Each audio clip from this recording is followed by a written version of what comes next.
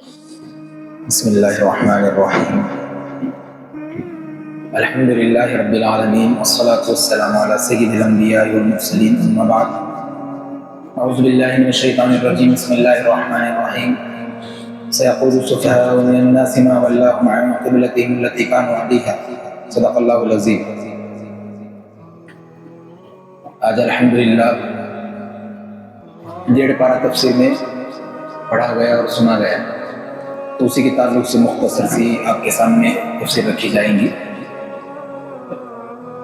دوسرے پارے کے ابتدا میں اللہ تبارک و تعالیٰ نے تحویل قبلے کو بیان فرمایا ہے۔ اس چیز کو تحویل قبلہ، تحویل قبلہ کیا ہے؟ تحویل قبلہ یہ ہے کہ جناب نبی کریم صلی اللہ علیہ وسلم جب مکہ سے مدینہ منورہ ہجرت فرما کر تشریف لائے تو اللہ تبارک و تعالیٰ کے حکم کے مطابق تقریباً 16 یا 17 مہینے بیت المقدس کی طرف رخ کر کے نبی پاک صلی اللہ علیہ وسلم نے نماز پڑھی۔ کتنے مہینے؟ 16 یا 17 مہینے۔ لیکن نبی پاک صلی اللہ علیہ وسلم کی خواہش یہ تھی کہ حضرت ابراہیم علیہ السلام جو ہمارے نبی صلی اللہ علیہ وسلم کے دادا لگتے ہیں رشتے میں، انہی کی نسل سے ہمارے نبی صلی اللہ علیہ وسلم ہیں، تو نبی پاک صلی اللہ علیہ وسلم کی خواہش تھی اور دلی تمنا تھی کہ حضرت ابراہیم علیہ السلام نے جو خانہ کعبہ کی تعمیر فرمائی تھی اس کی جانب رخ کر کے نماز پڑھوں، یہ نبی صلی اللہ علیہ وسلم کی خواہش تھی، دلی تمنا تھی۔ تو اسی تمنا اور اسی خواہش کو پورا کرنے کے لیے اللہ تبارک و تعالیٰ نے آیت نازل فرمائی اور حکم دیا فَوَلِّ وَجْهَكَ شَطْرَ الْمَسْجِدِ الْحَرَامِ، اے نبی پاک صلی اللہ علیہ وسلم آپ اپنا رخ خانہ کعبہ کی طرف پھیر دیجیے، یعنی نماز پڑھتے ہوئے آپ رخ کدھر کرنا ہے؟ خانہ کعبہ کی طرف کرنا ہے۔ تو اس کو اللہ تبارک و تعالیٰ نے اس آیت شریفہ میں بیان کیا۔ تو جب یہ آیت نازل ہوئی تو نبی پاک صلی اللہ علیہ وسلم بیت المقدس سے ہٹ کر خانہ کعبہ کی طرف رخ کر کے نماز پڑھنے لگے، تو یہود جو تھے وہ اعتراض کرنے لگے اور کہنے لگے کہ کیسے پیغمبر ہیں، کبھی تو بیت المقدس کی طرف رخ کر کے نماز پڑھتے ہیں اور کبھی تو خانہ کعبہ کی طرف رخ کر نماز پڑھتے ہیں، یہ کیسے پیغمبر ہیں؟ تو اللہ نے فوراً ایک آیت نازل فرمائی قُلْ لِلَّهِ الْمَشْرِقُ وَالْمَغْرِبُ، اے نبی صلی اللہ علیہ وسلم آپ کہہ دیجئے مشرق اور مغرب یہ سب اللہ کا ہی ہے، بس اصل چیز اس میں یہ ہے وہ اللہ کا حکم ہے کہ اللہ نے جس طرف رخ کر کے نماز پڑھنے کے لیے بولے اور فرمایا بس اسی کی طرف رخ کر کے نماز پڑھنا، یہ اصل چیز ہے، باقی مشرق اور مغرب یہ سب اللہ کا ہی ہے۔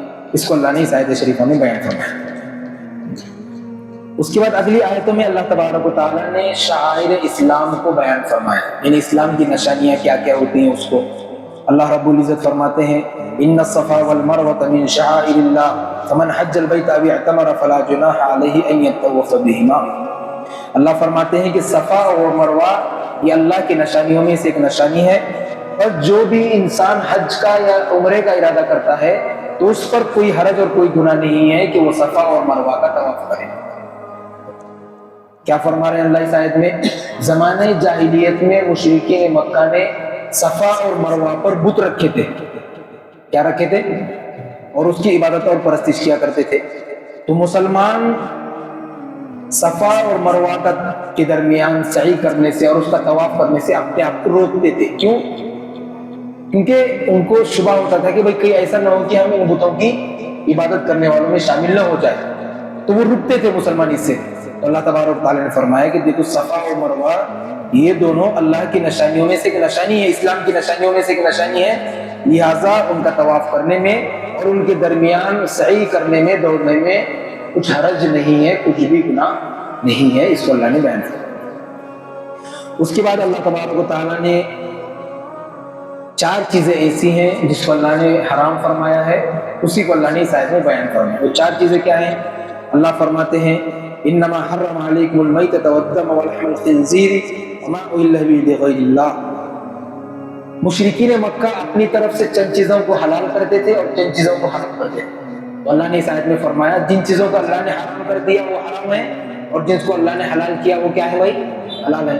جن چیزوں کو اللہ نے حرام کیا تھا اس میں چند چیزوں کو بیان کیا ہے، اس میں سے سب سے پہلی چیز ہے مردار، یعنی کوئی بھی مردار چیز ہے تو وہ اپنے لیے کیا ہے؟ حرام ہے۔ دوسری چیز اللہ نے فرمایا بہتا ہوا خون، یہ حرام ہے۔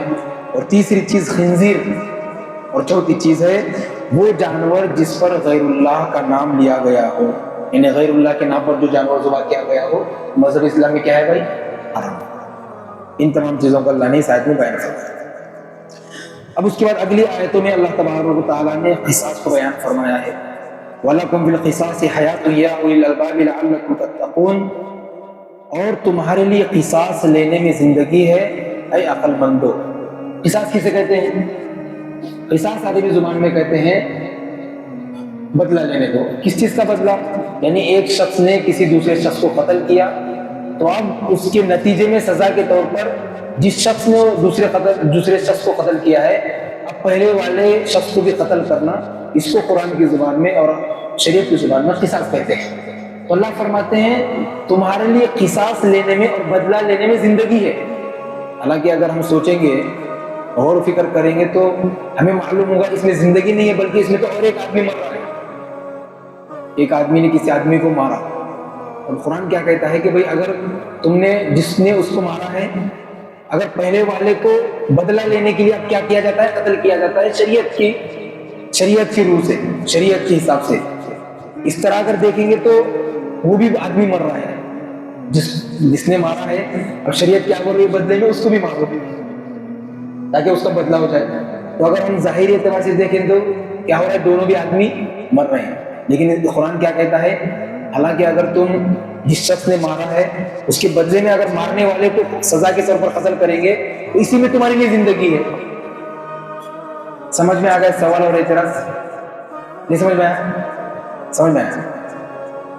اس کا جواب کیا ہے؟ اس کا جواب یہ ہے کہ دیکھو، اگر کسی ایک انسان نے دوسرے انسان کو قتل کیا اور سزا کے طور پر جب قتل کرنے والے انسان کو بھی جب قتل کیا جائے گا سزا کے طور پر، تو پھر وہ اس بات سے ڈرے گا کہ یار اگر میں کسی انسان کو قتل کروں گا تو سزا کے طور پر مجھے بھی مارا جائے گا، تو وہ اس ڈر سے وہ بچے گا قتل کرنے سے، لہٰذا وہ قتل نہیں کرے گا، تو پھر وہ بھی اس کو بھی قتل نہیں کیا جائے گا۔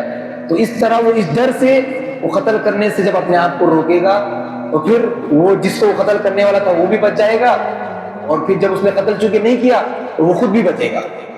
تو یہ مطلب ہے کہ قصاص لینے میں تمہارے لیے زندگیاں ہیں، یعنی جب بدلہ اس کے ذہن میں بات آتی ہے کہ اگر میں نے قتل کیا تو مجھے بھی مارا جائے گا، تو وہ قتل کرنے سے روکے گا، تو اس طرح انسان کی زندگیاں بچیں گی۔ یہ مطلب ہے اس آیت شریفہ سے۔ پھر اس کے بعد اگلی آیتوں میں اللہ تبارک و تعالیٰ نے روزوں کی فرضیت کو بیان کیا ہے۔ اللہ فرماتے ہیں یا ایھا الذین آمنوا کتب علیکم الصیام کما کتب علی الذین من قبلکم لعلکم تتقون، کیا ایمان والو تم پر روزے فرض کیے گئے جیسا کہ تم سے پہلی امتوں پر بھی فرض کیے گئے۔ اس آیت شریفہ سے ہمیں پتہ چلا کہ روزہ صرف ہماری امت پر فرض نہیں تھا، بلکہ اس امت سے پہلے بھی اللہ تعالیٰ نے پچھلی امتوں پر بھی روزے فرض کیے تھے۔ اب روزہ کیا چیز ہے؟ روزے کی تعریف کیا ہے؟ روزہ کہتے ہیں روزے کی نیت سے صبح صادق سے لے کر غروب آفتاب تک کھانے اور پینے سے اور بیوی سے حلال جائز خواہشات کو پورا کرنے سے اپنے آپ کو روکے رکھنا، اس کو کیا کہتے ہیں بھائی؟ روزہ۔ کب سے لے کر؟ صبح صادق سے لے کر غروب آفتاب تک۔ لہٰذا علماء نے لکھا ہے اگر کسی نے غروب آفتاب سے 1 منٹ پہلے بھی اگر روزہ افطار کر لیا تو اس کا روزہ ٹوٹ جائے گا۔ کتنا منٹ پہلے؟ لہٰذا جلد بازی نہیں کرنی چاہیے افطار کے ٹائم۔ لوگوں کو جلد بازی رہتی کب کھجور منہ میں ڈالے اور افطار کر لیا اور سموسے پکوڑے پھوڑ دیے۔ اگر جلد بازی بالکل نہیں کرنا ہے، لکھا ہے علماء نے اس آیت کی تفسیر میں اگر آپ نے 1 منٹ پہلے بھی روزہ افطار کر لیا تو آپ کی دن بھر کی محنت بیکار ہو جائے گی۔ تو اس کو اللہ نے اس آیت میں بیان فرمایا۔ اگلی آیت میں اللہ تبارک و تعالیٰ نے رمضان کی فضیلت کو بیان کیا ہے۔ شہر رمضان الذی انزل فیہ القرآن ھدی للناس وبینات من الھدی والفرقان، کہ رمضان المبارک کا مہینہ یہ مہینہ ہے جس میں اللہ تبارک و تعالیٰ نے قرآن مجید کو نازل فرمایا۔ یعنی اس مہینے کی فضیلت اور عظمت کا اندازہ بھی اس بات سے لگا سکتے ہیں کہ اللہ نے قرآن کی نازل کرنے کے لیے اگر کسی مہینے کا انتخاب کیا تو وہ کون سا مہینہ ہے بھائی؟ رمضان کا مہینہ ہے۔ اور پھر اسی مہینے میں ایک ایمان والا دن میں روزہ رکھتا ہے اور رات میں ایک حافظ قرآن پاک پڑھتا ہے اور بہت سارے مسلمان سنتے ہیں۔ اس لیے اس مبارک مہینے میں قرآن پاک کی زیادہ سے زیادہ کیا کرنا ہے ہمیں؟ بولو، تلاوت کرنا ہے۔ اب سوال یہ پیدا ہوتا ہے کہ جس کو تلاوت نہیں آتی وہ کیا کرے؟ کیا کرنے کا وظیفہ؟ سننے کا نہیں، سننے کا تو وہ سن رہے تھے، لیکن اس کو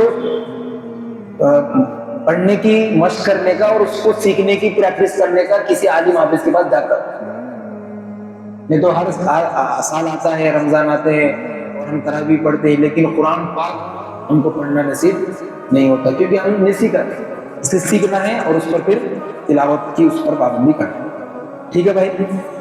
اس کے بعد اگلی آیتوں میں اللہ تبارک و تعالیٰ نے جو ہے بہت سارے احکامات بیان فرمائے ہیں، وہ جو ہے انشاءاللہ کل بتائے جائیں گے. آج کے لیے انشاءاللہ اتنا ہی رکھا جائے گا. کل بہت ہی اہم کچھ مسائل ہیں عورتوں کے تعلق سے اور بہت سارے طلاق وغیرہ کے تعلق سے، انشاءاللہ اس کو کل بیان کیا جائے گا. آج کے لیے اتنا ہی کافی ہے اور باقی سے معافی ہے. اللہ تعالی ہم تمام کو عمل کرنے کی توفیق عطا فرمائے. وآخر دعوانا